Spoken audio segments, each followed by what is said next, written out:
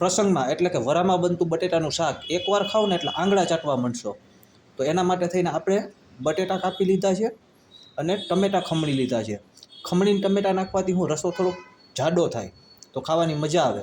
અને લસણની ચટણી આપણે લઈ લીધી છે વઘાર માટે થઈને. તો તેલ ગરમ થઈ જાય ને એટલે એમાં રાઈ, હિંગ અને જીરું નાખી દેશું. અને એના પછી આપણે લસણની ચટણી નાખીને મિક્સ કરી લેશું. અને એના પછી નાખી દેશું આપણે ટમેટાં અને એની આવી ગ્રેવી બનાવી લેશું. અને ગ્રેવી થોડું તેલ છોડે ને, ટમેટાં થોડા ઘણા પાકી જાય ને એટલે એમાં નાખી દેશું આપણે આપણા બટેટા. અને બટેટાને મિક્સ કરી અને એના નાખી દેશું આપણે મીઠું, મરચું, ધાણા જીરું, હળદર અને થોડો અમથો ગરમ મસાલો. અને એના પછી આપણે જેટલો રસો રાખવો હોય ને એટલું પાણી નાખીને કુકરનું ઢાંકણું બંધ કરી દઈશું. અને આપણે ઓછામાં ઓછી 4 થી 5 સીટી આપણે વગાડી લેશું.